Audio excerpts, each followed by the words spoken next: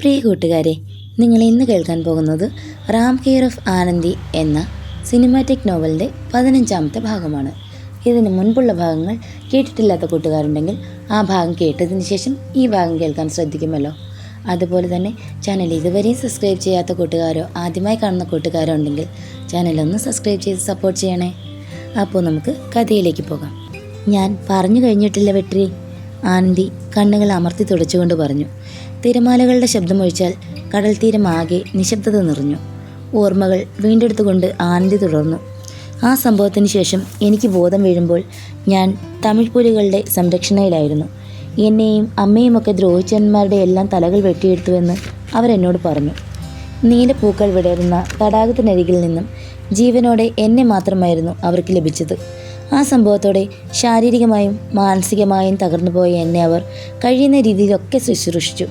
പക്ഷേ അവരുടെ ക്യാമ്പിലെ പരിമിതമായ സാഹചര്യങ്ങൾ എൻ്റെ ആരോഗ്യനില ദിനംപ്രതി വഷളായിക്കൊണ്ടിരുന്നു. ഒന്ന് എഴുന്നേറ്റ് നിൽക്കാൻ പോലും ആവതുണ്ടായിരുന്നില്ലെങ്കിലും എൻ്റെ അനുജൻ രാജിയെപ്പറ്റിയായിരുന്നു എനിക്ക് വേവലാതി. വേദനയിലും ഞാൻ നിരന്തരം അവനു വേണ്ടി ബഹളം വെച്ചുകൊണ്ടിരുന്നു. അന്നത്തെ ആ ആക്രമണത്തിൽ മരണമറിഞ്ഞവരുടെ കൂട്ടത്തിൽ അവൻ്റെ ശരീരമില്ലെന്ന് കേട്ടതായിരുന്നു ഏക ആശ്വാസം. എങ്ങനെയും അവനെ കണ്ടെത്തുക എന്നത് മാത്രമായിരുന്നു എൻ്റെ മനസ്സിൽ. പക്ഷേ ആരോഗ്യനില വീണ്ടും മോശമായപ്പോൾ എനിക്ക് തീവ്ര പരിചരണം ആവശ്യമായി വന്നു. ഒടുവിൽ കടൽ മാർഗം എന്നെ ഇന്ത്യയിലെത്തിക്കാൻ പുലികൾ തീരുമാനിച്ചു. ആദ്യം ഞാനതിന് സമ്മതിച്ചില്ലെങ്കിലും ശാരീരികമായുള്ള ബുദ്ധിമുട്ടുകൾ മൂലം എനിക്ക് അവരെ അനുസരിക്കേണ്ടി വന്നു.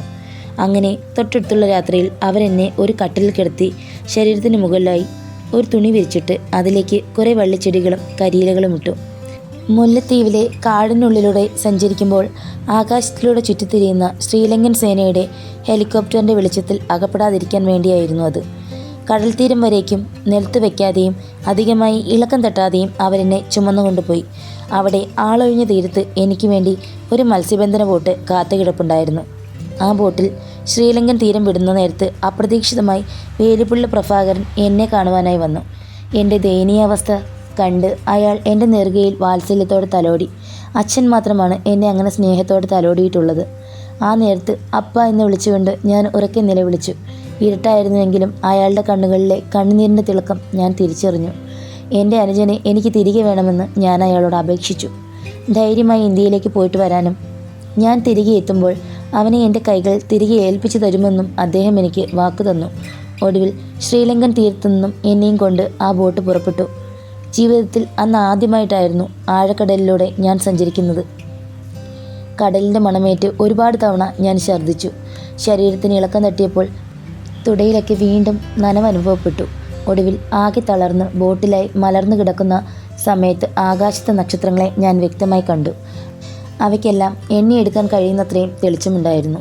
ചെറുപ്പം മുതൽ അച്ഛൻ ആകാശത്തിലെ നക്ഷത്രങ്ങളുടെ കൂട്ടത്തിൽ ഏറ്റവും തിളക്കമേറിയ ഇരട്ട നക്ഷത്രങ്ങളെ കാണിച്ചു തന്ന് എന്നോടും രാജിയോടും ഒരു കഥ പറയുമായിരുന്നു. ഭൂമിയിൽ നിന്നും മരിച്ച് സ്വർഗത്തിൽ ചെല്ലുന്ന അച്ഛനമ്മമാർക്ക് മക്കളെ കാണാൻ ദൈവം ഒരു കുറുക്കുവഴി കൊടുത്തിട്ടുണ്ടത്രേ. സ്വർഗത്തിലെ ഭിത്തിയിൽ അടുത്തടുത്ത 2 സുഷിരങ്ങളുണ്ട്. അതിലൂടെ അച്ഛനും അമ്മയും ഒരുമിച്ച് നിന്ന് നോക്കിയാൽ അവർക്ക് ഭൂമിയിലുള്ള തങ്ങളുടെ മക്കളെ കാണാൻ സാധിക്കും. അച്ഛനമ്മമാരുടെ കണ്ണുകളാണ് ആ ഇരട്ട നക്ഷത്രങ്ങളെന്ന് അച്ഛൻ നെഞ്ചിൽ കിടത്തി ഞങ്ങളോട് പറഞ്ഞു തന്നു.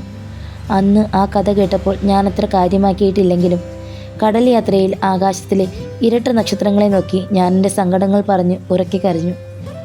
എൻ്റെ മനസ്സ് മുഴുവൻ അച്ഛൻ്റെയും അമ്മയുടെയും രാജിയുടെയും ഓർമ്മകളായിരുന്നു. ബോട്ട് രാമേശ്വരം കടൽ തീരത്തെത്തുമ്പോൾ പുലർച്ചെയായിരുന്നു. തമിഴ്നാട്ടിൽ നിന്നും പുലികൾക്ക് രഹസ്യമായി സഹായങ്ങൾ എത്തിച്ചു കൊടുത്തിരുന്ന സുധ എന്നു പേരുള്ള സ്ത്രീ തീരത്തായി ഒരു ടോർച്ച് വെച്ച് സിഗ്നൽ തന്നുകൊണ്ട് കാത്തു നിൽപ്പുണ്ടായിരുന്നു. ആരെങ്കിലും കാണും മുൻപ് ബോട്ടിൽ നിന്നും പെട്ടെന്ന് ഇറങ്ങി വരാനായി കരയിൽ നിന്നുകൊണ്ട് അവരെന്നോട് വിളിച്ചു പറഞ്ഞു. പോരാത്തതിന് എൻ്റെ മുഖത്തേക്ക് ടോർച്ചടിച്ച് നോക്കുകയും ചെയ്തു. പക്ഷേ അടിവയർ മുതൽ കീഴ്പോട്ട് കത്തി കുത്തിയിറക്കുന്നത് പോലുള്ള വേദന കൊണ്ട് പുളയുന്ന എനിക്ക് ഒന്ന് എഴുന്നേൽക്കുവാൻ പോലും സാധിച്ചില്ല. പുതച്ചിരുന്ന തുണി ഒരു വിധത്തിൽ മാറ്റി രക്തം വാർന്നു കുതിർന്നിരുന്ന എൻ്റെ കീഴോട്ടുള്ള വസ്ത്രങ്ങൾ ഞാൻ അവർക്ക് കാട്ടിക്കൊടുത്തു. ശരീരമാകെ എല്ലുകളുന്തി കൂനിക്കൂടിയ എൻ്റെ രൂപം കണ്ട് അവർ ബോട്ടിലേക്ക് കയറി വന്നു. പെണ്ണെ, മന്നിച്ചിട്, എന്നോട് വയ്യാത്ത ഒരു പെൺകുട്ടി വരുന്നുണ്ടെന്ന് മാത്രമേ അവർ പറഞ്ഞിട്ടുള്ളൂ. അതും പറഞ്ഞുകൊണ്ട് വളരെ അനായാസം അവരെന്നെ കയ്യിൽ കോരിയെടുത്തു. അവിടെ നിന്നും ഒരു കാറിൽ കയറ്റി അക്ക തങ്കച്ചിമഠം എന്നു പേരുള്ള രാമേശ്വരത്തെ ഒരു പഴയ ആശുപത്രിയിലേക്ക് കൂട്ടിക്കൊണ്ടുപോയി. എനിക്ക് എന്താണ് സംഭവിച്ചതെന്ന് സുധാക്കയും എന്നെ രഹസ്യമായി ചികിത്സിക്കാൻ തയ്യാറായ രാമചന്ദ്രൻ എന്ന മധ്യവയസ്കനായ മലയാളി ഡോക്ടറും ചോദിച്ചറിഞ്ഞു. ഒരു വിധത്തിലാണ് എനിക്ക് സംഭവിച്ച ദുരന്തങ്ങളെപ്പറ്റി ഞാൻ അവരോട് പറഞ്ഞൊപ്പിച്ചത്. റേപ്പ് കേസാണെന്ന് മനസ്സിലായപ്പോൾ എനിക്ക് വേണ്ട ചികിത്സകൾ ഡോക്ടർ അടിയന്തരമായി നൽകി. ഇടയ്ക്ക് വെച്ച് എൻ്റെ ജീവൻ നഷ്ടപ്പെടുന്ന തരത്തിൽ ആരോഗ്യനില വഷളായി. അന്ന് രാത്രി മുഴുവൻ സമയവും സുധാക്കയും ആ ഡോക്ടറും എൻ്റെ ഒപ്പം ഇരുന്ന് എന്നെ പരിചരിച്ചു. ഒടുവിൽ അവരുടെ ശുശ്രൂഷയിൽ ഞാൻ അപകടനില തരണം ചെയ്തു. പിന്നീടുള്ള ദിവസങ്ങളിൽ എനിക്കവർ കൃത്യമായി ആഹാരവും മരുന്നുമെല്ലാം നൽകി. പക്ഷേ എല്ലാ ദിവസങ്ങളിലും പാതി ഉറക്കത്തിൽ എന്നെയും അമ്മയെയും അച്ഛനെയുമെല്ലാം അവർ ഉപദ്രവിക്കുന്ന കാഴ്ചകൾ സ്വപ്നമായി കണ്ട് ഞാൻ ഞെട്ടിയുണർന്നു. പകൽ സമയത്ത് പോലും മുറിവിട്ടിറങ്ങാൻ കൂട്ടാക്കാതിരുന്ന എന്നെ സുധയൊക്കെയും രാമചന്ദ്രൻ ഡോക്ടറും ചേർന്ന് നിർബന്ധിച്ച് ഒരു സായാഹ്നത്തിൽ ആശുപത്രിയുടെ പരിസരമാകെ ചുറ്റിക്കാണിച്ചു. മൊത്തം പച്ചപ്പ് നിറഞ്ഞു നിൽക്കുന്ന അന്തരീക്ഷമായിരുന്നു അത്. ശരിക്കും അക്ക തങ്കച്ചിമഠം എന്ന പേരിലുള്ള വൃദ്ധസദനത്തിനൊപ്പം അവിടുത്തെ അന്തേവാസികളുടെ ചികിത്സയ്ക്കായി പ്രവർത്തിക്കുന്ന ഒരു ചെറിയ ആശുപത്രി മാത്രമായിരുന്നു അത്. ആശുപത്രി കെട്ടിടത്തിൻ്റെയും അവിടുത്തെ അന്തേവാസികൾ താമസിക്കുന്ന കെട്ടിടത്തിൻ്റെയും നടുവിലായി ഒരു വലിയ കുളമുണ്ടായിരുന്നു. അതിൻ്റെ കരയിലും നീലപ്പൂക്കൾ വിടർന്നിരുന്ന അതേ നീളൻ പുല്ലുകൾ വളർന്നു നിൽപ്പുണ്ടായിരുന്നു. ആദ്യം അവയോട് എനിക്ക് ഭയം തോന്നിയെങ്കിലും പിന്നെ എല്ലാ വൈകുന്നേരങ്ങളിലും സുധാക്കയെയും കൂട്ടി ഞാൻ ആ കുളക്കരയിൽ വന്നിരുന്നു തുടങ്ങി. വൃദ്ധസദനത്തിലെ ആളുകളോട് സുധാക്ക ഞാൻ അവരുടെ മകളാണെന്നും വിളർച്ച മാറാനുള്ള ചികിത്സയ്ക്കായി അവിടെ നിൽക്കുകയാണെന്നും പറഞ്ഞു ധരിപ്പിച്ചു. അതുകൊണ്ട് തന്നെ അവരൊക്കെ മിണ്ടാൻ വന്നാലും കൂടുതൽ കള്ളത്തരങ്ങൾ പറയാതിരിക്കാൻ വേണ്ടി ഞാൻ അധികമാരോടും സംസാരിക്കാൻ നിന്നില്ല. എങ്കിലും കൂട്ടത്തിൽ വിഷാദത്തോടെ കാണപ്പെട്ട ചില പ്രായമായ അമ്മമാരോട് മാത്രം മാനസികമായ ഒരടുപ്പം ഞാൻ കാണിച്ചു. അങ്ങനെ 2 മാസത്തോളം സമയമെടുത്തു ശാരീരികമായും മാനസികമായും ഞാനിന്ന് നേരെയാകാൻ. അപ്പോഴേക്കും 28 കിലോ ശരീരഭാരവുമായി അവിടേക്ക് എത്തിച്ചേർന്ന ഞാൻ സുധാക്കയുടെ സ്നേഹവും പരിചരണവും മൂലം 40 കിലോയായി മാറി. അതോടൊപ്പം ഏതൊരു മോശം സാഹചര്യത്തെയും ഒറ്റയ്ക്ക് നേരിടുവാൻ ശാരീരികമായും മാനസികമായും അവരെന്നെ പ്രാപ്തിയാക്കി. അത്യാവശ്യം ആരോഗ്യമുള്ള ഒരുവനെ നിമിഷ നേരങ്ങൾക്കുള്ളിൽ കീഴ്പ്പെടുത്താനുള്ള ചില മർമ്മവിദ്യകൾ കളരി വിദഗ്ധൻ കൂടിയായ രാമചന്ദ്രൻ ഡോക്ടർ എനിക്ക് പഠിപ്പിച്ചു തന്നു. അതോടെ എൻ്റെ ആത്മവിശ്വാസം വർദ്ധിച്ചു. ഇടയ്ക്ക് ഒരു ദിവസം രാമേശ്വരത്ത് തന്നെയുള്ള രാമനാഥസ്വാമി കോവിലിലേക്ക് സുധാക്ക എന്നെ കൂട്ടിക്കൊണ്ടുപോയി. ആ കോവിൽ 22 കിണറുകളിലായി 22 തരത്തിലെ തീർത്ഥജലമുണ്ടായിരുന്നു. അക്ക ആ കിണറുകളിൽ നിന്നെല്ലാം വെള്ളം കോരി എന്നെ കുളിപ്പിച്ചു. ഒരു പെണ്ണ് പൂവായി തുടരുന്ന കാലമത്രയും നശിപ്പിക്കുവാനായി ആളുകൾ വന്നുകൊണ്ടേയിരിക്കും. പക്ഷേ ഒരു വട്ടം അവൾ കനലായി മാറിക്കഴിഞ്ഞാൽ തൊടുവാൻ ആളുകൾ ഭയക്കും. ഇനി മുതൽ നീ പൂവല്ല, എരിയുന്ന കനലാണ്, അവർ പറഞ്ഞു. പുണ്യസ്നാനത്തിലൂടെ പാപമുക്തി നേടുന്നത് പോലുള്ള കാര്യങ്ങളിൽ തീരെ വിശ്വാസമുണ്ടായിരുന്നില്ലെങ്കിലും ജീവിതത്തിന് വീണ്ടും ഒരു തുടക്കം ആവശ്യമായിരുന്നതിനാൽ എനിക്കതൊരാശ്വാസമായി തോന്നി. തൊട്ടടുത്ത ദിവസം വൈകുന്നേരത്ത് കുളക്കരയിലിരിക്കുമ്പോഴാണ് ശ്രീലങ്കയിൽ നിന്നും അപ്രതീക്ഷിതമായി ഒരു സന്തോഷ വാർത്ത എന്നെ തേടിയെത്തിയത്. കിള്ളിനോച്ചിയുടെ സമീപ പ്രദേശമായ വാവുനിയ എന്ന ഗ്രാമത്തിൽ നിന്നും എൻ്റെ അനുജൻ രാജിയെ പുലികൾ തേടി കണ്ടുപിടിച്ചു അത്രേ. അതറിഞ്ഞ നിമിഷത്തിൽ ഉറക്കി ചിരിച്ചുകൊണ്ട് ആ കുളത്തിനു ചുറ്റും ഞാൻ നിർത്താതെ ഓടി. ഒരു പക്ഷേ എൻ്റെ പ്രവൃത്തി കണ്ട് വൃദ്ധസദനത്തിലെ പലരും ഞാനൊരു മാനസിക രോഗിയാണെന്ന് ചിലപ്പോൾ കരുതി കാണും. അന്നു മുതൽ എങ്ങനെയെങ്കിലും ആശുപത്രിയിൽ നിന്നും തിരികെ ശ്രീലങ്കയിലേക്ക് പോയാൽ മതിയെന്നായി എനിക്ക്. പിന്നീടുള്ള ദിവസങ്ങൾ അടങ്ങാത്ത കാത്തിരിപ്പിൻ്റേതായിരുന്നു. ഏതാനും ദിവസങ്ങൾ കൂടി കഴിഞ്ഞതും ഞാൻ പൂർണ്ണ ആരോഗ്യവേദിയാണെന്ന് ഡോക്ടർ അക്കയോട് പറഞ്ഞു. അത് കേൾക്കാൻ കാത്തിരുന്നതുപോലെ സുധാക്ക എനിക്ക് തിരിച്ചു പോകാനുള്ള തയ്യാറെടുപ്പുകളൊക്കെയും ചെയ്തു തന്നു. അക്ക തങ്കച്ചി മഠത്തിൽ നിന്നും പോരും മുൻപ് മഠത്തിലെ അന്തേവാസികളോടെല്ലാം ഞാൻ യാത്ര പറഞ്ഞു. രാമചന്ദ്രൻ ഡോക്ടറോട് എന്ത് നന്ദി വാക്ക് പറയണമെന്ന് എനിക്കറിയില്ലായിരുന്നു. ഞാൻ യാത്ര പറയുന്ന സമയത്ത് അയാൾ എൻ്റെ കയ്യിൽ ബലമായി അമർത്തിയിട്ട് ഒരു ഉപദേശം തന്നു. ഇനി ആരെങ്കിലും നിന്റെ സമ്മതമില്ലാതെ ശരീരത്ത് തൊടാൻ വന്നാൽ. അത്രയും പറഞ്ഞിട്ട് ചൂണ്ടുവിരൽ കൊണ്ട് സ്വന്തം കഴുത്തിലൂടെ ഒന്ന് വരഞ്ഞു കാട്ടിയിട്ട് ഒരു കണ്ണിറുക്കി കാണിച്ചു. 2009 മെയ് 17 അർദ്ധരാത്രിയോടെ മഠത്തിൽ നിന്നും സുധാക്ക എന്നെ രഹസ്യമായി രാമേശ്വരത്തെ കടൽ തീരത്തെത്തിച്ചു. പോകും മുൻപ് രാജയ്ക്ക് കൊടുക്കുവാനായി ഒരു സഞ്ചി നിറയെ കളിപ്പാട്ടങ്ങളും മിഠായിയുമെല്ലാം എന്നെ ഏൽപ്പിച്ചു. അതും പിടിച്ചു നിൽക്കുന്ന എന്നെ അവർ അടിമുടി നോക്കിയിട്ട് നീ ഇപ്പോൾ ഒരു സുന്ദരി കോതയാണെന്ന് പറഞ്ഞ് പരിഹസിച്ചു. ചേർത്ത് പിടിച്ച് നെറ്റിയിൽ ഒരു മുത്തവും നൽകി. ഒന്ന് എഴുന്നേറ്റ് നിൽക്കാൻ പോലും ആവതില്ലാതെ അതേ കടൽ തീരത്ത് വന്നെത്തിയ ഞാൻ മജ്ജയും മാംസവും ഒക്കെയുള്ള ഒരു പെൺകുട്ടിയായി അവിടെ നിൽക്കുന്നത് ആ സ്ത്രീ കാരണമാണ്. വേണമെങ്കിൽ അവർക്കെന്നെ അനായാസം കൈയൊഴിയാമായിരുന്നു. പക്ഷേ അത് ചെയ്യാതെ ശരിക്കും ഒരു മകളെപ്പോലെയായിരുന്നു അവരെന്നെ അത്രയും കാലം ചേർത്ത് വെച്ച് സംരക്ഷിച്ചത്. അങ്ങനെ സുധാക്കയുമായുള്ള യാത്ര പറച്ചിലുകൾക്കൊടുവിൽ ബോട്ട് പുറപ്പെടുന്നതിന് ഏതാനും നിമിഷങ്ങൾക്ക് മുൻപ് ഇടുത്തി പോലെ ആ വാർത്ത ഞങ്ങളിലേക്കെത്തി. ശ്രീലങ്കയിൽ നടന്നുകൊണ്ടിരിക്കുന്ന യുദ്ധത്തിൽ വേലിപ്പിള്ള പ്രഭാകരനെയും കൂട്ടാളികളെയും ശ്രീലങ്കൻ സേന വധിച്ചുവത്രേ. അതോടൊപ്പം പുലികൾ സംരക്ഷിച്ച ഭാഗങ്ങളത്രയും അവർ ബോംബിട്ട് തകർത്തു കളഞ്ഞു. ആക്രമണത്തിൽ 50,000-ൽ കൂടുതൽ ആളുകളും മരണപ്പെട്ടിരുന്നു. പുലികളുടെ കൂട്ടത്തിൽ ബാക്കിയുള്ളവരെയും അവരുടെ സംരക്ഷണയിൽ കഴിഞ്ഞിരുന്ന ആളുകളെയുമെല്ലാം പ്രായവ്യത്യാസമില്ലാതെ തിരഞ്ഞു പിടിച്ച് വധിക്കുവാൻ ഓർഡർ ഗവൺമെൻറ് രഹസ്യമായി നൽകിയെന്നറിഞ്ഞപ്പോൾ തിരികെ പോകുവാൻ സുധാക്ക എന്നെ അനുവദിച്ചില്ല. കടലിലേക്കും ബോട്ടിലേക്കും കയ്യിലിരിക്കുന്ന കളിപ്പാട്ട സഞ്ചികളിലേക്കും നോക്കി എന്തു ചെയ്യണമെന്നറിയാതെ ഞാൻ ആ കടൽ തീരത്ത് പകച്ചു നിന്നു. എൻ്റെ മനസ്സ് മുഴുവൻ രാജയുടെ മുഖമായിരുന്നു. ഒരു ദിവസത്തിൻ്റെ വ്യത്യാസത്തിൽ ഇരുകരകളിലായി ഞങ്ങൾ രണ്ടുപേരും എന്നേക്കുമായി ഒറ്റപ്പെട്ടു പോയി. പ്രഭാകരൻ മരിച്ച വിവരം ശ്രീലങ്കൻ ഗവൺമെൻറ് അപ്പോഴും പുറത്തുവിടാത്തതിനാൽ ആ വാർത്ത പുറത്തുവിടുന്ന തൊട്ടടുത്ത നിമിഷത്തിൽ ഇന്ത്യയുടെ കടൽ തീരങ്ങളിൽ ഇന്ത്യൻ സേനയുടെ കാവലുണ്ടാകുമെന്ന് സുധാക്കയ്ക്ക് അറിയാമായിരുന്നു. അതുകൊണ്ട് തന്നെ അവരെന്നെ തിരുപ്പൂരിലേക്ക് കൂട്ടിക്കൊണ്ടുപോയി. 2 ദിവസത്തിന് ശേഷമാണ് വേലിപ്പുള്ള പ്രഭാകരൻ കൊല്ലപ്പെട്ട വാർത്ത സേന പുറത്തുവിട്ടത്. എൻ്റെ അപ്പോഴത്തെ മാനസികാവസ്ഥ മനസ്സിലാക്കിയ സുധാക്ക യുദ്ധസമയത്ത് ശ്രീലങ്കയിൽ നിന്നും കടൽ താണ്ടി ഇന്ത്യയിലേക്ക് വന്നവരുടെ വിവരങ്ങൾ രഹസ്യമായി അന്വേഷിച്ചുകൊണ്ടിരുന്നു. പക്ഷേ ആ കൂട്ടത്തിലെങ്ങും രാജ എന്ന പേരുള്ള 6 വയസ്സുകാരനെ അവർക്ക് കണ്ടെത്തുവാനായില്ല. മരണപ്പെട്ടവരുടെ വിവരങ്ങൾ ശ്രീലങ്കൻ ഗവൺമെൻറ് പുറത്തുവിട്ടതുമില്ല. മാത്രമല്ല അവരുടെ ആക്രമണത്തിൽ കൊല്ലപ്പെട്ടവരുടെ എണ്ണം 4-1 കുറച്ചുമാണ് അവർ പുറം ലോകത്തെ അറിയിച്ചത്. യുദ്ധസമയത്ത് ശ്രീലങ്കയിൽ നിന്നും ഒളിച്ചെത്തിയ തമിഴരിൽ പലരെയും സുധാക്ക തിരുപ്പൂരിലേക്ക് കൂട്ടിക്കൊണ്ടുവന്നു. അവരെയെല്ലാം കൂട്ടിക്കിടന്ന ഒരു ഫാക്ടറിയുടെ കെട്ടിടത്തിലായി ഒളിപ്പിച്ചു പാർപ്പിച്ചു. വൈകാതെ അവർക്ക് കള്ള ID പ്രൂഫുകളും ഉണ്ടാക്കി. തിരുപ്പൂരിലെ പല ബനിയൻ കമ്പനികളിലും തുണിമില്ലിലുമെല്ലാം ജോലിയും വാങ്ങിച്ചു കൊടുത്തു. ശമ്പളം കിട്ടി തുടങ്ങിയപ്പോൾ സുധാക്കയുടെ നിർദ്ദേശപ്രകാരം പതിയെ ആ ഫാക്ടറിക്കുള്ളിൽ നിന്നും പലരും ചെറിയ ചെറിയ വീടുകൾ വാടകയ്ക്കെടുത്ത് അങ്ങോട്ടേക്ക് മാറി താമസിച്ചു. എന്നെ മാത്രം സുധാക്ക താമസിപ്പിച്ചിരുന്ന തിരുപ്പൂരിലെ വീട്ടിൽ തന്നെ നിർത്തി. വാണിയമ്പാടിയായിരുന്നു സുധാക്കയുടെ സ്ഥലമെങ്കിലും 2 ദിവസം കൂടുമ്പോൾ അവർ ഞങ്ങളുടെ അടുത്തേക്ക് വന്നു പോയിക്കൊണ്ടിരുന്നു. യുദ്ധസമയത്ത് കടൽ താണ്ടി വന്നവരിൽ പലരും എനിക്ക് പരിചയമുള്ളവരായിരുന്നതിനാൽ കിട്ടുന്ന സമയത്തൊക്കെ അവരോടെല്ലാം എൻ്റെ രാജ്യത്തെക്കുറിച്ച് ഞാൻ അന്വേഷിച്ചു. പുലികളുടെ കൂട്ടത്തിൽ ഉണ്ടായിരുന്ന ഒരാൾ പറഞ്ഞു, ബാവുനിയിൽ നിന്നും അവനെ തിരികെ കിട്ടിയതിനു ശേഷം അവൻ ദിവസവും രാത്രിയിൽ ഉറങ്ങാതെ ആകാശത്തിലെ ഏതോ ഒരു നക്ഷത്രത്തെ നോക്കി ഇരിക്കുമായിരുന്നുവെന്ന്. പക്ഷേ ഒടുവിൽ നടന്ന ആക്രമണത്തിന് ശേഷം ആർക്കും അവനെപ്പറ്റി ഒരു വിവരവും ഉണ്ടായിരുന്നില്ല. അതോടെ പതിയെ ഞാൻ യാഥാർത്ഥ്യങ്ങളുമായി പൊരുത്തപ്പെട്ടു തുടങ്ങി. ഓരോന്നും ചിന്തിച്ചിരുന്ന് വിഷമിക്കാതിരിക്കുവാനായി തുണിമില്ലിൽ മറ്റുള്ളവർക്കൊപ്പം ഞാനും ജോലിക്ക് പോയി തുടങ്ങി. വൈകുന്നേരങ്ങൾ സുധാക്ക കൊണ്ടുവന്നു തന്ന പുസ്തകങ്ങൾ നോക്കി പഠിച്ചു. സിലോൺ തമിഴ് സംസാരിക്കുന്ന ഞങ്ങളുടെ കാര്യങ്ങളിൽ ഒന്ന് കണ്ണടയ്ക്കാൻ തിരുപ്പൂരിലെ പോലീസുകാർക്ക് സുധാക്ക മാസപ്പടി കൊടുക്കുമായിരുന്നു. മാത്രവുമല്ല രാഷ്ട്രീയക്കാരുമായും പല ഉന്നതരുമായും അക്കയ്ക്ക് നല്ല ബന്ധമുണ്ടായിരുന്നതിനാൽ ഞങ്ങളെല്ലാവരും തിരുപ്പൂരിൽ ഭയമില്ലാതെ കഴിച്ചുകൂട്ടി. ദിവസങ്ങളും മാസങ്ങളും വർഷങ്ങളും കടന്നുപോയിക്കൊണ്ടിരുന്നു. ഞങ്ങൾ ശ്രീലങ്കൻ തമിഴരുടെ ജീവിതം തിരുപ്പൂരിൽ മാത്രമായി ഒതുങ്ങി നിന്നു. ഞങ്ങളിൽ പലരുടെയും സിലോൺ തമിഴിൽ മാറ്റം വന്നെങ്കിലും ആരും പുറം ലോകം കാണാൻ ആഗ്രഹിച്ചിരുന്നില്ല. ശേഷകാലം എങ്ങനെയെങ്കിലും തള്ളി നീക്കുക എന്നത് മാത്രമായിരുന്നു എല്ലാവരുടെയും ചിന്ത. അതിനിടയിൽ സുധാക്കയുടെ നിർബന്ധപ്രകാരം ഞാൻ തുണിമില്ലിൽ ജോലിക്ക് പോകുന്നത് നിർത്തിയിട്ട് അവിടെ തന്നെയുള്ള ഒരു സ്ഥാപനത്തിൽ കമ്പ്യൂട്ടർ കോഴ്സ് പഠിക്കുവാനായി ചേർന്നു. അവിടെ വെച്ചായിരുന്നു യാതൊരുവിധ ലക്ഷ്യവുമില്ലാതെ ഒച്ചിഴിയും പോലെ നീങ്ങിക്കൊണ്ടിരുന്ന എൻ്റെ ജീവിതത്തിൽ വലിയൊരു വഴിത്തിരിവ് സംഭവിച്ചത്. ആ സമയത്ത് റാമിൻ്റെ ഫോൺ ശബ്ദിച്ചു. രേഷ്മയുടെ അമ്മയാണ് വിളിക്കുന്നത്. വെട്രി അവനോട് കോൾ എടുക്കുവാനായി പറഞ്ഞു.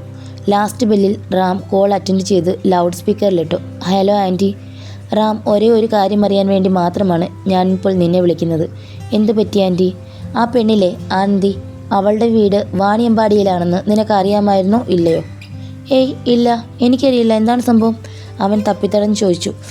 ഗിണ്ടി പോലീസ് സ്റ്റേഷനിൽ നിന്നും കുറച്ചു മുൻപ് ഇവിടുത്തെ പോലീസ് സ്റ്റേഷനിലേക്ക് വിളിച്ചിരുന്നു. അവർ വെട്രി താമസിച്ചിരുന്ന വീട്ടിൽ ഒരു അന്വേഷണം നടത്തിയെന്ന് പറഞ്ഞു. ആ വീട്ടിലെ കിളവിയിൽ നിന്നും അവർക്ക് പ്രധാനപ്പെട്ട ഒരു വിവരം ലഭിച്ചിട്ടുണ്ട്. ആ പെണ്ണില്ലേ ആനന്ദി, അവളുടെ വീട് വാണിയമ്പാടിയിലാണ്. അവളെ ഞാൻ രാവിലെ വിളിച്ച് ആ സ്ഥലത്തെപ്പറ്റി തിരക്കിയതുമാണ്. പക്ഷേ ആ കള്ളി അത് മറച്ചു വെച്ചു. അവളുടെ നമ്പർ സന്ധ്യ മുതൽ സ്വിച്ച് ഓഫുമാണ്. ഏതായാലും എനിക്ക് ആ പെണ്ണിന് സംശയമുണ്ടെന്ന് പോലീസുകാരോട് വിളിച്ചു പറഞ്ഞിട്ടുണ്ട്. അവർ അന്വേഷണം നടത്താമെന്ന് പറഞ്ഞു. നീ ആ മൂദേവിയെ ഇന്ന് വിളിക്കുകയോ കാണുകയോ മറ്റോ ചെയ്തായിരുന്നോ? അവർ ദേഷ്യത്തോട് ചോദിച്ചു. ഇല്ല, എന്നെ ആരും വിളിച്ചില്ല ആൻറ്റി. ഞാനൊന്ന് നോക്കട്ടെ, എന്നിട്ട് തിരിച്ചു വിളിക്കാം. അത് പറഞ്ഞിട്ട് അവൻ കോൾ കട്ടാക്കാൻ തുടങ്ങിയെങ്കിലും അവർ പറഞ്ഞു തീർന്നിരുന്നില്ല. നീ തിരിച്ചു വിളിച്ചാലും ഇല്ലെങ്കിലും ഇതൊക്കെ എല്ലാവരും ഒത്തുകൊണ്ടുള്ള കളിയാണെങ്കിൽ തങ്കം മകനെ റാമേ, എൻ്റെ യഥാർത്ഥ സ്വഭാവം നീയൊക്കെ അറിയും. കേട്ടല്ലോ? നാശം പിടിക്കാനായിട്ട് നാളെ എൻ്റെ കുടുംബത്തിലൊരു കല്യാണമുള്ളതാ. ഈ പണ്ടാരങ്ങൾ കാരണം എനിക്ക് അങ്ങോട്ട് പോകാൻ കൂടി ഒത്തിട്ടില്ല. അവരുടെ സംസാരം കേട്ടപ്പോൾ റാമിന് ദേഷ്യവും പരിഭ്രമവും ഒരുമിച്ച് വന്നു. ബൈ എന്ന് മാത്രം പറഞ്ഞിട്ട് അവൻ കോൾ കട്ടാക്കി. ശേഷം ആനന്ദിയുടെയും വെട്രിയുടെയും രേഷ്മയുടെയും മുഖത്തേക്ക് മാറി മാറി നോക്കി. വെട്രി, എത്രയും പെട്ടെന്ന് നീ രേഷ്മയും കൂട്ടി വീട്ടിലേക്ക് പോകണം. പോലീസുകാർ എന്നെക്കുറിച്ച് അന്വേഷിച്ചു തുടങ്ങും മുൻപേ നമുക്ക് ഈ പ്രശ്നങ്ങൾ അവസാനിപ്പിക്കണം. ആനന്ദി വേഗത്തിൽ തൻ്റെ ഫോണിലിട്ടിരുന്ന രഹസ്യ സിം ഊരി മാറ്റിയിട്ട് അവളുടെ സാധാരണ സിം എടുത്തിട്ടു. വെട്രിയും രേഷ്മയും നിലത്തു നിന്നും എഴുന്നേറ്റപ്പോൾ റാം തൻ്റെ ബുള്ളറ്റിൻ്റെ കീ വെട്രിയുടെ കയ്യിലേക്ക് വെച്ചു കൊടുത്തു. കാര്യത്തിൻ്റെ ഗൗരവം മനസ്സിലാക്കിയതുപോലെ അവരിരുവരും റാമിൻ്റെയും ആനന്ദിയുടെയും അരികിൽ നിന്നും റോഡിലേക്ക് ധൃതിയിൽ ഓടിപ്പോയി. അവർ വണ്ടിയെടുത്ത് പോകുന്നതുവരെയും റാമിൻ്റെയും ആനന്ദിയുടെയും കണ്ണുകൾ അവരെ പിന്തുടർന്നു. 3. ഗിണ്ടി പോലീസ് സ്റ്റേഷനിലെ SI ഫാറൂഖ് ആനന്ദിയുടെ നമ്പർ തൻ്റെ മൊബൈൽ ഒരു തവണ കൂടി ഡയൽ ചെയ്ത് നോക്കി. മറുവശത്ത് ബെല്ലടിക്കുന്ന ശബ്ദം കേട്ടപ്പോൾ അയാളുടെ നെറ്റിയൊന്ന് വികസിച്ചു. 31. ശമിച്ചിരുന്ന മഴ വീണ്ടും പെയ്യുവാൻ ആരംഭിച്ചിരുന്നു. രേഷ്മയുടെ വീട് ബസന്ത് നഗർ ബീച്ചിനടുത്തായിരുന്നതിനാൽ അവർക്ക് അധിക ദൂരം പോകേണ്ടിയിരുന്നില്ലെങ്കിലും വെട്രി വേഗത്തിലാണ് വണ്ടി ഓടിച്ചത്.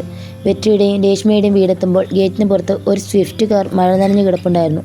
അമ്മയുടെ ചേട്ടൻ വന്നിട്ടുണ്ട്, കാർ കണ്ടതും രേഷ്മ പറഞ്ഞു.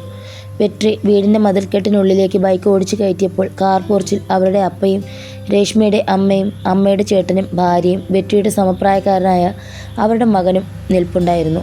വെട്രി വണ്ടി ഓഫാക്കി സ്റ്റാൻഡിൽ വച്ചപ്പോൾ രേഷ്മ വണ്ടിയുടെ പിൻസീറ്റിൽ നിന്നും ഇറങ്ങി നിന്നു.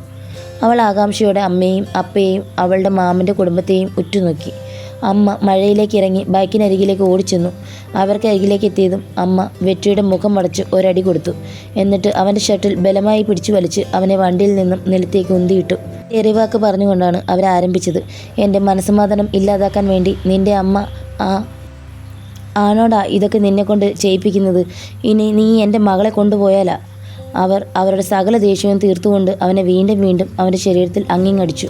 വെട്രി അവരുടെ അടികളൊന്നും തടുത്തതുപോലുമില്ല. അതിൽ നിന്ന് ആരും അമ്മയെ തടഞ്ഞില്ല. പകരം ആ കാഴ്ചകൾ നോക്കി നിന്നു. പക്ഷേ രേഷ്മ അമ്മയുടെയും വെട്രിയുടെയും ഇടയ്ക്ക് കയറി. അമ്മയുടെ അടികളിൽ ചിലത് അവൾക്കും കൊണ്ടു. വീണ്ടും തല്ലാനായി അവർ കയ്യുയർത്തിയപ്പോൾ രേഷ്മ അവരുടെ കയ്യിൽ കയറി പിടിച്ചു. മതി തല്ലിയത്, കാര്യമറിയാതെ ഇനി ഇവനെ ഉപദ്രവിച്ചാലാ, അവൾ പൊട്ടിത്തെറിക്കും പോലെ പറഞ്ഞു. അത് കേട്ടതും രേഷ്മയെ പരിഹസിക്കും പോലെ ആ സ്ത്രീ ഉറക്കെ അട്ടഹസിച്ച് ചിരിച്ചു. അപ്പപ്പ, ഒരു തങ്കച്ചി വന്നിരിക്കുന്നു. നിന്റെ തന്ത തന്നെയാണ് ഇവൻ്റെ തന്തയെന്നാന്നോടി നിന്റെ വിചാരം? ഇവൻ്റെ അമ്മ ഇവനൊക്കെ ഏത് പട്ടിക്കുണ്ടായതാണെന്ന് അവൾക്ക് പോലും അറിയില്ല. രേഷ്മയുടെ അമ്മ ഭ്രാന്തിയെ പോലെ ഉറക്കെ വിളിച്ചു പറഞ്ഞു. അവർ അത്രയുമൊക്കെ പറഞ്ഞിട്ടും പിതൃത്വം ചോദ്യം ചെയ്തിട്ടും മിണ്ടാതെ അകന്നു മാറി എല്ലാം നോക്കി നിൽക്കുന്ന തൻ്റെ അപ്പയെ വെട്രി ഒരു നിമിഷം നോക്കി. മര്യാദയ്ക്ക് ജീവിച്ചിരുന്ന ഒരു കുടുംബത്തിലേക്ക് വലിഞ്ഞു കയറി ചെന്നിട്ട് സമ്പന്നയായ അവരുടെ ഭർത്താവിനെ തട്ടിയെടുത്ത നിങ്ങളെ അപ്പോൾ എന്ത് പേരിട്ട് വിളിക്കണം? കഥകളൊക്കെ എനിക്കുമറിയാം അമ്മ, എന്നെക്കൊണ്ട് അതൊക്കെ വിളിച്ച് പറയിപ്പിക്കരുത്. നാളുകളായി ഒരവസരം കാത്തുനിന്നതുപോലെ രേഷ്മ അവളുടെ അമ്മയുടെ മുഖത്ത് നോക്കി പച്ചയ്ക്ക് വിളിച്ചു പറഞ്ഞു. അണ്ണാ, ഈ മൂദേവി എന്നെപ്പറ്റി പറഞ്ഞത് കേട്ടോ? പറഞ്ഞു പഠിപ്പിച്ചു കൊടുക്കുന്നതാ ഇതൊക്കെ. ആ സ്ത്രീ കള്ളക്കണ്ണീർ പൊഴിക്കും പോലെ തൻ്റെ സഹോദരനെ നോക്കി വിളിച്ചു പറഞ്ഞു. അത്രയും നേരം മിണ്ടാതെ എല്ലാം നോക്കി നിന്നിരുന്ന അവരുടെ ചേട്ടൻ പല്ലുകൾ കടിച്ചുകൊണ്ട് മുറ്റത്തേക്ക് ഇറങ്ങി ചെന്നു. ആ നടത്തത്തിനിടയിൽ അയാൾ മുണ്ടിൽ ചുറ്റിയിരുന്ന ബെൽറ്റ് അഴിച്ചെടുത്തു. എന്താടി നായേ നീ അവളോട് പറഞ്ഞത്? അതും ചോദിച്ചുകൊണ്ട് അയാൾ രേഷ്മയുടെ നേർക്ക് പാഞ്ഞു ചെന്നു. അത് കണ്ട വെട്രി നിലത്തു നിന്നും ചാടി എഴുന്നേറ്റ് അയാളുടെ മുന്നിലേക്ക് കയറി നിന്നു. നിങ്ങൾ ആ സ്ത്രീയുടെ ആങ്ങളെയൊക്കെ ആയിരിക്കും, പക്ഷേ ഇതെൻ്റെ പെങ്ങളാണ്. ഇവളുടെ ദേഹത്ത് ആരെങ്കിലും കൈവച്ചാൽ ആരാണെന്ന് പോലും ഞാൻ നോക്കില്ല. ആ കൈ ഞാൻ തല്ലി ഓടിക്കും. വെട്രി പറഞ്ഞത് കേട്ട് അയാൾ ഞെട്ടിപ്പോയി. രേഷ്മേ, ഇവർക്കൊക്കെ ഭ്രാന്ത് മൂത്ത് നിൽക്കുക. തൽക്കാലം നീ ഇവിടെ നിൽക്കണ്ട. ഈ രാജ്യത്ത് കാമുകൻ്റെ കൂടെ മാത്രമല്ല ആങ്ങളയുടെ കൂടെ ഇറങ്ങിപ്പോകാനും നിയമമുണ്ട്. നീ വാ. അവൻ രേഷ്മയുടെ കയ്യിൽ മുറുകെ പിടിച്ചുകൊണ്ട് ബുള്ളറ്റിലേക്ക് തിരിഞ്ഞു. രേഷ്മയെ അപൂർവമായി മാത്രം ഉയരുന്ന അപ്പയുടെ ഒച്ച കേട്ടപ്പോൾ രേഷ്മ തിരിഞ്ഞു നിന്നു. ഇതുപോലെ വല്ലപ്പോഴും സ്വന്തം ശബ്ദമൊന്ന് വെളിയിൽ കേൾപ്പിക്കപ്പ, ഇല്ലെങ്കിൽ അപ്പ ഒരു ഊമയാണെന്ന് ഞങ്ങളൊക്കെ തെറ്റിദ്ധരിക്കും. വെട്രി ബുള്ളറ്റ് സ്റ്റാർട്ട് ചെയ്ത് രേഷ്മയുടെ അമ്മയെ നോക്കി ഒന്ന് റേസ് ചെയ്തു. അത്രയും പേർ നോക്കി നിൽക്കെ മഴയിൽ അവളുമായി അവൻ റോഡിലേക്ക് ഇറങ്ങി. 2. മഴ പെയ്തപ്പോൾ റാമും ആനന്ദിയും കൂടി കടൽ തീരത്ത് നിന്നും അടഞ്ഞുകിടന്ന ഒരു കടയുടെ മുന്നിലേക്ക് കയറി നിന്നു. സമയം ഇപ്പോൾ രാത്രി 10 മണിയോടടുത്തിരുന്നു. കടയുടെ തിണ്ണയിൽ ഷർട്ടിൻ്റെ തുമ്പ് പിഴിഞ്ഞുകൊണ്ട് റാം ആനന്ദിയെ ഒന്ന് നോക്കി. ആനന്ദി അപ്പോൾ പാട്ടിക്ക് കൂട്ടിരുന്ന സ്ത്രീയുടെ ഫോണിലേക്ക് വിളിക്കുകയായിരുന്നു. പാട്ടിയോട് വെട്രിയും രേഷ്മയും തിരികെയെത്തിയ വിവരം അറിയിച്ച ശേഷം മറ്റെന്തോ കൂടി അവൾ രഹസ്യം പറയും പോലെ അവരോട് പറഞ്ഞു. ശേഷം കോൾ കട്ടാക്കിയിട്ട് ഫോൺ സൈഡ് ബാഗിലേക്ക് ഇടാൻ തുടങ്ങുമ്പോഴാണ് SI ഫാറൂഖിൻ്റെ കോൾ വീണ്ടും വരുന്നത്. പരിചയമില്ലാത്ത നമ്പറാണെന്ന് കണ്ടപ്പോൾ അവൾ ഫോൺ സൈലൻ്റാക്കി ബാഗിലേക്കിട്ടു. ആരാ, വെട്രിയോ രേഷ്മയാണോ? റാം ചോദിച്ചു. അല്ല, വേറെ ആരോ ആണ്. അവൾ അവൻ്റെ മുഖത്ത് നോക്കാതെ മറുപടി പറഞ്ഞു. ആ സമയത്ത് റാമിൻ്റെ ഫോണിലേക്ക് രേഷ്മയുടെ കോൾ വന്നു. അവളാണെന്ന് കണ്ടതും അവൻ വേഗത്തിൽ ഫോൺ എടുത്തു. എന്തായി രേഷ്മേ? എന്താവൻ? ഇവൻ എന്തൊക്കെയോ മാസ് ഡയലോഗൊക്കെ പറഞ്ഞ് എന്നെയും വിളിച്ചുകൊണ്ട് വീട്ടിൽ നിന്ന് ഇറങ്ങിപ്പോന്നു. ഇപ്പോൾ ഞങ്ങൾ ദേ ബസന്ത് നഗറിലേക്ക് വരിക. എനിക്കാണെങ്കിൽ വിശന്നിട്ട് വയ്യ. നിങ്ങളെ ബീച്ച് സൈഡിലുള്ള ലിറ്റിൽ ഇറ്റലി റെസ്റ്റോറൻറ്റിലേക്ക് വരാമോ? ശരി, നിങ്ങൾ അവിടെ എത്തിയിട്ട് വിളിക്ക്, അവൻ പറഞ്ഞു. ആൻറ്റി ഓക്കെ അല്ലേ റാം? രേഷ്മ ശബ്ദം താഴ്ത്തി ചോദിച്ചു. അറിയില്ല, എന്തായാലും നിങ്ങൾ ഫുഡ് ഓർഡർ ചെയ്യുമ്പോഴേക്കും ഞങ്ങളങ്ങ് വന്നേക്കാം. ആനന്ദി അപ്പോൾ റോഡിൽ മഴത്തുള്ളികൾ ചിന്നിച്ചിതർന്നത് നോക്കി നിൽക്കുകയായിരുന്നു. സ്ട്രീറ്റ് ലൈറ്റിൻ്റെ വെളിച്ചത്തിൽ മഴത്തുള്ളികൾ വണ്ണമുള്ള നൂല് പോലെ ഭൂമിയിലേക്ക് പതിക്കുന്നതായി റാമിന് തോന്നി. അവൻ കുറച്ചുകൂടി അവൾക്കരികിലേക്ക് നീങ്ങി നിന്നു. എന്നിട്ടും തന്നെ അവൾ ശ്രദ്ധിക്കുന്നില്ലെന്ന് മനസ്സിലാക്കിയതും തൻ്റെ ഇടത് കൈയിലെ ചെറുവിരൽ കൊണ്ട് അവളുടെ വലത് കൈയിലെ ചെറുവിരലിൽ അവനൊന്ന് തൊട്ടു. ആനന്ദിയുടെ അനുവാദമില്ലാതെ അവളുടെ ശരീരത്തിൽ സ്പർശിച്ചപ്പോൾ റാമിൻ്റെ നെഞ്ചിടിപ്പ് ചെറുതായി വർദ്ധിച്ചു. ആ നിമിഷത്തിൽ ആനന്ദി റോഡിൽ നിന്നുള്ള നോട്ടം പിൻവലിച്ചുകൊണ്ട് അവൻ്റെ കണ്ണുകളിലേക്ക് നോക്കി. നിന്റെ ഈ ചെറുവിരൽ കൊണ്ട് ഒരിക്കൽ കൂടി എൻ്റെ മീശയൊന്ന് പിരിച്ചു വെക്കാമോ? അവൻ ചോദിച്ചത് കേട്ടപ്പോൾ ആനന്ദി ഞെട്ടി. തഞ്ചാവൂരിലെ ആ ലോഡ്ജിൽ അന്ന് രാത്രിയിൽ താൻ ചെറുവിരലാൽ റാമിൻ്റെ മീശ പിരിച്ച നിമിഷം അവളുടെ ഓർമ്മയിലേക്ക് കടന്നു വന്നു. എന്നെ നിനക്കിഷ്ടമല്ലേ? ഒന്നും മിണ്ടാതെ തന്നെയും ഉറ്റുനോക്കി നിൽക്കുന്ന അവളോട് അവൻ ചോദിച്ചു. അല്ല എന്ന രീതിയിൽ അവൾ തലകുലുക്കി. ശേഷം വീണ്ടും മഴയിലേക്ക് കണ്ണുകൾ വെട്ടിച്ചു. അല്ലേ? അവൻ വിടാൻ ഭാവമില്ലാത്ത വിധത്തിൽ വീണ്ടും ചോദിച്ചു. അല്ല. അല്ലേ? അല്ല റാം. മുഖത്ത് നോക്കാതെ ഒഴിഞ്ഞു മാറിക്കൊണ്ടുള്ള അവളുടെ മറുപടി കേട്ടതും റോഡിലേക്കുള്ള അവളുടെ കാഴ്ചയെ തടസ്സപ്പെടുത്തിക്കൊണ്ട് അവൻ അവളുടെ മുന്നിലേക്ക് കയറി നിന്നു. നിനക്കെന്നെ ഒട്ടും ഇഷ്ടമല്ലേ? മനസ്സിലെ വികാരങ്ങളുടെ ഒരു ചില്ലുകൂട് തകരും പോലെ അവൻ ദയനീയമായാണ് ചോദിച്ചത്. എനിക്കതിനൊന്നും പറ്റില്ല റാം, പ്ലീസ് മനസ്സിലാക്ക്, അവൾ അവൻ്റെ മുഖത്തേക്ക് നോക്കാതെ പറഞ്ഞു. തന്നെ നോക്കാതെ താഴേക്ക് മാത്രം നോക്കി നിൽക്കുന്ന അവളെ കണ്ടപ്പോൾ അവൻ കുറച്ചുകൂടി അവളുടെ അരികിലേക്ക് നീങ്ങി നിന്നു. നിനക്കെന്നെ ഇഷ്ടമാണോ എന്ന് മാത്രം പറഞ്ഞാൽ മതി. ആ സമയത്ത് ആനന്ദിയുടെ കണ്ണിൽ നിന്നും ചാടിയ ചൂടുള്ള ഒരു കണ്ണുനീർ തുള്ളി റാമിൻ്റെ കാലിൽ വീണു. റാമിന് ശരീരമാകെ ചുട്ടുപൊള്ളുന്നത് പോലെ തോന്നി. വീഴ്ചകൾ പലതുണ്ടായിട്ടും പതറിപ്പോകാതെ പോരാടുന്ന ധൈര്യശാലിയായ ആനന്ദി തനിക്ക് മുന്നിൽ കരയുന്നത് കണ്ടപ്പോൾ അവൻ അവളെ തന്നോട് ചേർത്ത് പിടിച്ചു. അവൻ്റെ ചുണ്ടും താടി രോമങ്ങളും അവളുടെ പിൻകഴുത്തിൽ അമർന്നപ്പോൾ പെട്ടെന്നവൾ അവനിൽ നിന്നും അകന്നു മാറി. എനിക്കിതൊന്നും പറ്റില്ല റാം, അവൾ വീണ്ടും ആവർത്തിച്ച് പറഞ്ഞു. എന്തുകൊണ്ട് പറ്റില്ല ആനന്ദി? എനിക്കറിയാം നിനക്കെന്നെ ഇഷ്ടമാണെന്ന്. ആദ്യം നീ ഒരു കാര്യം മനസ്സിലാക്ക്. എൻ്റെ പേര് ആനന്ദി എന്നല്ല. എൻ്റെ യഥാർത്ഥ പേര് പറയാൻ തുടങ്ങിയതും അവൻ അവളെ തടഞ്ഞു. ആനന്ദി, ആ പേര് മാത്രമേ നിനക്ക് ചേരൂ. വേറെ ഒരു പേരും എനിക്കറിയണ്ട, അവൻ ദയനീയമായി പറഞ്ഞു. ആനന്ദി അവനെ തന്നെ ഉറ്റുനോക്കി നിന്നു. അവർക്കിടയിൽ നിശബ്ദത സ്ഥാനം പിടിച്ചപ്പോൾ പുറത്ത് മഴയുടെ ഇരമ്പം മാത്രം മിച്ചമുണ്ടായി. രേഷ്മി വീണ്ടും റാമിൻ്റെ ഫോണിലേക്ക് വിളിച്ചു. അവർ ലിറ്റിൽ ഇറ്റലിയിൽ എത്തിയെന്നറിഞ്ഞപ്പോൾ റാം ആനന്ദിയും കൂട്ടി അവൾക്കരികിലേക്ക് പോയി. 3. Guindy police station. അപ്പോൾ പെയ്ത മഴയിൽ നനഞ്ഞു തുടങ്ങിയിരുന്നു. വെട്രിയും രേഷ്മയും തിരികെ എത്തിയ വിവരം ബസന്ത് നഗർ സ്റ്റേഷനിൽ നിന്നും അറിയിച്ചുവെങ്കിലും ആനന്ദിയുടെ വിവരങ്ങൾ എഴുതിയെടുത്ത പേപ്പർ ഗിണ്ടി SI ഫാറൂഖ് വീണ്ടും നോക്കിക്കൊണ്ടിരുന്നു. പാർട്ടിയുടെ കയ്യിൽ നിന്നും വാങ്ങിയ അവളുടെ വിവരങ്ങൾ അടങ്ങിയ സർട്ടിഫിക്കറ്റിൻ്റെ കോപ്പിയും ഉണ്ടായിരുന്നു.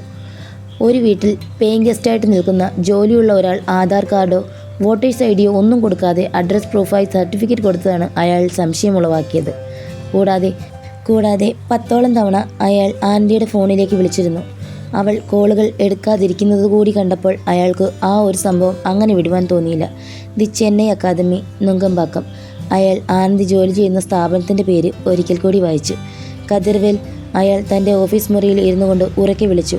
ഡ്രൈവർ കതിർവേൽ കയ്യിലെ സിഗരറ്റ് എറിഞ്ഞു കളഞ്ഞ് വേഗത്തിൽ അകത്തേക്ക് കയറി ചെന്നു. ചെന്നൈ അക്കാദമി, നുങ്കമ്പാക്കം. അവിടുത്തെ പ്രിൻസിപ്പാളിൻ്റെ നമ്പർ വേഗം തപ്പിയെടുക്കണം. ചിലപ്പോൾ നമുക്കിന്ന് രാത്രി തന്നെ ഗോഡൗൺ വരെ പോകാനുള്ള വകുപ്പൊക്കും. കതിർവേലിൻ്റെ മുഖത്ത് ഒരു ചിരി വിടർന്നു. നല്ലൊരു ഇടിവെട്ടോടുകൂടി മഴ വീണ്ടും ശക്തി പ്രാപിച്ചു. 4. മഴയായതിനാലും കട അടയ്ക്കുന്ന നേരമായതിനാലും ബസന്ത് നഗർ ബീച്ചിനരികിലെ ലിറ്റിൽ ഇറ്റലിയിൽ തിരക്ക് തീരെ ഉണ്ടായിരുന്നില്ല. കയറി വരുമ്പോഴുള്ള മൂലയ്ക്കത്തെ ടേബിളിലായി വെട്രിയും രേഷ്മയും ഭക്ഷണം കഴിച്ച് തീരുവാനായി റാമും ആനന്ദിയും കാത്തിരുന്നു. ആനന്ദിക്ക് ആഹാരമൊന്നും വേണ്ടെന്ന് പറഞ്ഞു ഒരു ജ്യൂസ് ഓർഡർ ചെയ്തു. റാമും വേറെ ആഹാരമൊന്നും കഴിച്ചില്ല. അവർ ഭക്ഷണം കഴിച്ചിരിക്കെ ആനന്ദിയുടെ ഫോണിലേക്ക് പ്രിൻസിപ്പാൾ ശ്രീനിവാസിൻ്റെ കോൾ വന്നു. 10 മണി കഴിഞ്ഞ ആ സമയത്ത് അയാൾ വിളിക്കുന്നതിൽ അവൾക്കെന്തോ പന്തികേട് തോന്നി. Hello sir. ആനന്ദി, നീ എവിടെയാ? ഞാൻ ഹോട്ടലിൽ ഭക്ഷണം കഴിക്കുകയാണ് സാർ. നിനക്ക് എന്തെങ്കിലും പ്രശ്നമുണ്ടായോ? പ്രിൻസിപ്പാളിൻ്റെ ചോദ്യം കേട്ട് അവളൊന്ന് ഞെട്ടി. എനിക്ക് പ്രശ്നമൊന്നും ഉണ്ടായിട്ടില്ല. എന്തു പറ്റി സാർ? എന്നെ ഇപ്പോൾ ഗണ്ടി പോലീസ് സ്റ്റേഷനിൽ നിന്നും വിളിച്ചിരുന്നു. നീ എത്ര നാളായി കോളേജിൽ ജോലിക്ക് കയറിയിട്ട്? സ്വഭാവം എങ്ങനെയുണ്ടെന്നൊക്കെ SI അന്വേഷിച്ചു. പിന്നെ നിനക്ക് എങ്ങനെയാണ് സാലറി തരുന്നതെന്നും മറ്റുള്ള സ്റ്റാഫുകൾക്കൊക്കെ ബാങ്ക് അക്കൗണ്ട് വഴിയും നിനക്ക് ബൈ ഹാൻഡുമാണെന്ന് ഞാൻ പറഞ്ഞു. അപ്പോൾ നിനക്ക് ബാങ്ക് അക്കൗണ്ടില്ലേ? നീ മറ്റുള്ള പ്രൂഫുകൾ നൽകാതെ സർട്ടിഫിക്കറ്റ് കോപ്പികൾ മാത്രം നൽകിയാണോ ജോലിക്ക് കയറിയതെന്നുമൊക്കെ അന്വേഷിച്ചു. എൻ്റെ അനുഭവം വെച്ച് ഞാൻ നിന്നെപ്പറ്റി നല്ലത് തന്നെയാണ് പറഞ്ഞത്. പക്ഷേ നീ ഇപ്പോൾ റിസൈൻ ലെറ്റർ തന്നിട്ട് നോട്ടീസ് പീരീഡിലാണുള്ളതെന്നും പറഞ്ഞിട്ടുണ്ട്. പക്ഷേ ഞാൻ എത്ര ചോദിച്ചിട്ടും അവർ കാര്യം എന്താണെന്ന് പറഞ്ഞതുമില്ല. നിന്നെ ഇപ്പോൾ തന്നെ വിളിക്കുവാനും വിളിച്ചിട്ട് എടുക്കുകയാണെങ്കിൽ അവസാനം 844 എന്ന അക്കങ്ങളിൽ അവസാനിക്കുന്ന നമ്പറിലേക്ക് ഉടൻ തന്നെ തിരിച്ചു വിളിക്കാനും മാത്രം പറഞ്ഞിട്ട് ഫോൺ വച്ചു. പ്രിൻസിപ്പാൾ പറഞ്ഞ കാര്യങ്ങൾ കേട്ടതും ആനന്ദിയുടെ ശരീരം തളർന്നതുപോലെ അവളുടെ ശ്വാസോച്ഛ്വാസം മന്ദഗതിയിലായി. ഞാൻ അവരെ വിളിക്കാം സർ, ആനന്ദി പറഞ്ഞു. പക്ഷേ ആനന്ദി, എന്താണ് പ്രശ്നം? എന്നെ എന്തിനാണ് അവർ വിളിച്ചത്? എല്ലാം ഒരു തെറ്റിദ്ധാരണ കൊണ്ടുള്ള ചെറിയ പ്രശ്നമാണ് സർ. കോളേജിൽ വരുമ്പോൾ വിശദമായി തന്നെ നമുക്ക് സംസാരിക്കാം. സാറിന് ബുദ്ധിമുട്ടുണ്ടായതിൽ സോറി. It's okay. എന്തെങ്കിലും അത്യാവശ്യമുണ്ടെങ്കിൽ സഹായം ചോദിക്കാൻ മടിക്കേണ്ട. Good night. അയാൾ കോൾ കട്ടാക്കി. എന്താ പ്രശ്നം? രേഷ്മ ഭക്ഷണം കഴിക്കുന്നത് നിർത്തി ആകാംക്ഷയോട് ചോദിച്ചു. ആനന്ദി അതിന് മറുപടിയൊന്നും പറയാതെ ക്യാഷ് കൗണ്ടറിനരികിൽ നിന്നിരുന്ന ഹോട്ടലിലെ പയ്യനെ കൈ ഉയർത്തിക്കാട്ടി ഒരു ഗ്ലാസ് തണുത്ത വെള്ളം ചോദിച്ചു. ശേഷം അവർ മൂവരെയും നോക്കി. ഞാൻ വിചാരിച്ചതുപോലെ തന്നെ കാര്യങ്ങളൊക്കെ കയ്യിൽ നിന്നും പോയി തുടങ്ങി. പോലീസുകാർക്ക് എന്നെപ്പറ്റി എന്തോ സൂചനകൾ ലഭിച്ചെന്ന് തോന്നുന്നു. പോലീസ് സ്റ്റേഷനിൽ നിന്നും പ്രിൻസിപ്പാളിനെ വിളിച്ച് എന്നെപ്പറ്റി വിശദമായി അന്വേഷിച്ചിട്ടുണ്ട്. പാർട്ടിയെ വിളിച്ചപ്പോൾ പറഞ്ഞിരുന്നു എൻ്റെ ID പ്രൂഫ് പോലീസുകാർ കൊണ്ടുപോയ വിവരം. അപ്പോൾ എൻ്റെ IDയിൽ അവർക്ക് സംശയമുണ്ടായിട്ടുണ്ട്. അതൊക്കെ ഫേക്ക് ആണെന്നവർ അനായാസം കണ്ടെത്തും. എന്തായാലും ഞാനൊരു ശ്രമം കൂടി നടത്തി നോക്കട്ടെ. ആനന്ദി ഫോണിൻ്റെ മിസ്ഡ് കോൾ ലിസ്റ്റിൽ നിന്നും 844 അവസാനിക്കുന്ന നമ്പർ എടുത്ത് ഡയൽ ചെയ്തു. മറുവശത്ത് ഫോൺ റിങ് ചെയ്യുന്ന സമയത്ത് അവൾ ഒരു ഗ്ലാസ് തണുത്ത വെള്ളം കാലിയാക്കി. അപ്പോഴേക്കും മറുവശത്ത് SI ഫാറൂഖ് കോൾ എടുത്തിരുന്നു. ഹലോ, യെസ് പറയൂ സർ, എന്നെ വിളിച്ചിരുന്നു. എൻ്റെ പേര് ആനന്ദി. ഓ, ആനന്ദി മാഡം. അങ്ങോട്ട് വിളിച്ചാൽ ഫോൺ എടുക്കാൻ വലിയ ബുദ്ധിമുട്ടായിരിക്കും അല്ലേ? അങ്ങനെയല്ല സർ, പരിചയമില്ലാത്ത നമ്പർ ആയതുകൊണ്ട്. ഓഹോ, അങ്ങനെയെങ്കിൽ നമുക്ക് ആദ്യം പരിചയപ്പെട്ട് കളയാം. ഞാൻ Gandi police station SI Farooq Ahmed, വയസ്സ് 35, സ്ഥലം സാലിഗ്രാമം. ഇനി നിന്നെ ഒന്ന് പരിചയപ്പെടുത്ത്. അത് കേട്ടപ്പോൾ ആനന്ദിക്ക് അയാൾ തന്നെ പരിഹസിക്കുകയാണെന്ന് തോന്നി. ഹാ മാഡം, ഞാൻ പറഞ്ഞതുപോലെ സ്വയം ഒന്ന് പരിചയപ്പെടുത്ത്. അയാൾ വീണ്ടും പരിഹസിക്കും പോലെ പറഞ്ഞു. സർ, എൻ്റെ പേര് ആനന്ദി രാമസ്വാമി. 1.5 വർഷമായി ദി ചെന്നൈ അക്കാദമി എന്ന സ്ഥാപനത്തിൽ റിസപ്ഷനിസ്റ്റായി ജോലി ചെയ്യുന്നു. എൻ്റെ സ്ഥലം വാണിയമ്പാടിയാണ്. വയസ്സ് 23. ആനന്ദി മാഡത്തിന് ബാങ്കിലൊന്നും അക്കൗണ്ടില്ലല്ലോ, അതെന്താ? അയാൾ മൂന വെച്ചതുപോലെ ചോദിച്ചു. അത് സാർ, എനിക്കങ്ങനെ സമ്പാദ്യശീലങ്ങളൊന്നുമില്ല, അതുകൊണ്ട്. ഓ, അപ്പോൾ അടിച്ചുപൊളി ജീവിതമാണെന്നർത്ഥം. അങ്ങനെയൊന്നുമല്ല സർ. ശരി, ഇപ്പോൾ പറഞ്ഞ നിൻ്റെ വിവരങ്ങൾ ഒരു മാറ്റവുമില്ലല്ലോ അല്ലേ? ഇല്ല സർ. എന്തു പറ്റി? എന്താ കാര്യം? ഒരു ചെറിയ മിസ്സിംഗ് കേസുമായി ബന്ധപ്പെട്ട കാര്യമാണ്. അവർ തിരികെ വന്നല്ലോ സർ, പിന്നെന്താ പ്രശ്നം? ഈ പ്രശ്നമൊന്നുമില്ല. വസന്തനഗർ സ്റ്റേഷനിൽ നിന്നും വിളിച്ചു പറഞ്ഞിരുന്നു അവർ തിരികെ എത്തിയെന്ന്. എങ്കിലും മാഡത്തിൻ്റെ കാര്യത്തിൽ ഞങ്ങൾക്കൊരു സംശയം തോന്നിയ സ്ഥിതിക്ക് അതങ്ങ് ക്ലിയർ ചെയ്യേണ്ട ഉത്തരവാദിത്തം ഞങ്ങൾക്കുണ്ടല്ലോ. ചെന്നൈയിൽ വ്യാജ IDയുമായി ജീവിക്കുന്ന 1 ലക്ഷത്തോളം ആളുകളുണ്ടെന്നാണ് ഡിപ്പാർട്ട്മെൻറ്റിൽ നിന്നുള്ള കണക്ക്. റോഡിലൂടെ പോകുന്നവരെയൊക്കെ പിടിച്ചു നിർത്തി നമുക്ക് പരിശോധിക്കാനൊന്നും പറ്റില്ലല്ലോ. അതുകൊണ്ട് ഇങ്ങനെ ചില കേസുകൾ വരുമ്പോൾ നമ്മളൊന്ന് വിശദമായി പരിശോധിക്കും. എന്തായാലും മാഡം ആ ലിസ്റ്റിൽ പെടുന്ന ആളല്ലെന്നറിയാം. എങ്കിലും ഒരു ക്ലാരിറ്റിക്ക് വേണ്ടി മാഡത്തിൻ്റെ Aadhaar card, voters ID card, പിന്നെ വണ്ടിയുള്ളതല്ലേ, അപ്പോൾ ആ ഡ്രൈവിംഗ് ലൈസൻസ് കൂടി എടുത്തോ. ഇതൊക്കെയായി എത്രയും പെട്ടെന്ന് ഗിണ്ടി സ്റ്റേഷൻ വരെ ഒന്ന് വരണം. ഇപ്പോഴോ? ഈ സമയത്ത് പോലീസ് സ്റ്റേഷനിലേക്കൊന്നും വരാൻ പറ്റില്ല സർ. ഓ, അങ്ങനെയാണോ? എങ്കിൽ ശരി, നീ താമസിക്കുന്ന സ്ഥലത്തേക്ക് ഞങ്ങൾക്ക് വരാമല്ലോ. 10 മിനിറ്റിനകം വന്നേക്കാം. അത് കേട്ടപ്പോൾ ആനന്ദി ആശയക്കുഴപ്പത്തിലായി. വേണ്ട സാർ, ഞാൻ അങ്ങോട്ടേക്ക് വന്നോളാം. അപ്പോഴെന്താ കള്ളത്തരമുണ്ടല്ലോ ആനന്ദി മാഡം? അയാൾ വീണ്ടും പരിഹാസത്തോടെ ചോദിച്ചു. ഒരു കള്ളത്തരവുമില്ല. ഞാനിപ്പോൾ പുറത്താണുള്ളത്. തിരിച്ചെത്തിയാൽ ഉടനെ അങ്ങോട്ടേക്ക് വരാം. അതിപ്പോൾ എത്ര രാത്രിയായാലും, അവൾ അല്പം ദേഷ്യത്തോടെ പറഞ്ഞു. ഓഹോ, അങ്ങനെയാണോ? അത് വലിയൊരു കാര്യമായി പോയല്ലോ. അതുവരെ ഞങ്ങളിവിടെ നിന്നെയും കാത്തിരിക്കണമല്ലേടി? നീ ആരുടെ തുണിത്താഴെയാണെങ്കിലും 1 മണിക്കൂർ സമയം തരാം. അതിനുള്ളിൽ ഇവിടെ വന്നോണം. ഇല്ലെങ്കിൽ ഞാനൊരു വരവ് വരും. അത് പറഞ്ഞിട്ട് അയാൾ കോൾ കട്ടാക്കി. ആനന്ദി ഫോൺ ചെവിക്കരികിൽ പിടിച്ചുകൊണ്ട് ഗ്ലാസിൻ്റെ അടിത്തട്ടിൽ അവശേഷിച്ച വെള്ളത്തിലേക്ക് നോക്കിയിരുന്നു. പെട്ടെന്ന് അവളുടെ ഫോൺ വീണ്ടും ശബ്ദിച്ചു. സത്യത്തിൽ റാമും വെറ്റിയും രേഷ്മയും ആനന്ദി വിളിച്ച മുൻപത്തെ കോൾ കട്ടായ വിവരം അപ്പോൾ മാത്രമാണ് അറിയുന്നത്. ചെവിക്കരികിൽ ഫോൺ പെട്ടെന്ന് ശബ്ദിച്ചപ്പോൾ ഒന്നും ഞെട്ടിയതുപോലെ ആനന്ദി ഫോൺ ചെവിക്കരികിൽ നിന്നും മാറ്റിപ്പിടിച്ചു. വീണ്ടും SI ഫാറൂഖാണ് വിളിക്കുന്നത്. അവൾ കോൾ അറ്റൻഡ് ചെയ്ത് കാതിലേക്ക് തിരികെ വെച്ചു. പിന്നെ ആനന്ദി മാഡം, ഞാൻ പ്രധാനപ്പെട്ട ഒരു കാര്യം പറയാൻ വിട്ടുപോയി. ഒരു ഓഫറിനെ കുറിച്ചാണ്. ഞാൻ നേരത്തെ പറഞ്ഞ പ്രൂഫുകളൊക്കെ മാഡത്തിൻ്റെ കയ്യിലുണ്ടെങ്കിൽ നേരെ പോലീസ് സ്റ്റേഷനിലേക്ക് പോന്നോ. ഇനി അഥവാ ഇതൊന്നും കയ്യിലില്ലെങ്കിൽ തന്നെ മാഡം ടെൻഷനൊന്നും പിടിക്കേണ്ട കേട്ടോ. ഞാൻ വേറെ ഒരു സ്ഥലം പറഞ്ഞു തരാം, അവിടേക്ക് വന്നാൽ മതി. നമുക്ക് കാര്യങ്ങളൊക്കെ സംസാരിച്ച് സെറ്റാക്കാം. പിന്നെ ഇതൊക്കെ എല്ലാവർക്കും കിട്ടുന്ന ഓഫറല്ല കേട്ടല്ലോ. മാഡം ഒരു കോളേജിലെ റിസപ്ഷനിസ്റ്റൊക്കെ ആകുമ്പോൾ ചെറിയ ചെറിയ വിട്ടുവീഴ്ചകൾ ഞങ്ങളും കാണിക്കണമല്ലോ. അപ്പോൾ ശരി, കൃത്യം 1 മണിക്കൂർ. പ്രതീക്ഷ നിറഞ്ഞ ചിരിയോടെ ഫാറൂഖ് കോൾ കട്ട് ചെയ്തു. പ്രിയ കൂട്ടുകാരെ, കഥ നിങ്ങൾക്ക് ഇഷ്ടമാകുന്നുണ്ടെങ്കിൽ തീർച്ചയായും ലൈക്കും കമൻറ്റും തന്ന് സപ്പോർട്ട് ചെയ്യണം. ഇനി ഈ കഥയുടെ അടുത്ത ഭാഗവുമായി ഞാൻ വരും വരേക്കും നിങ്ങൾക്കെല്ലാവർക്കും വിടാം.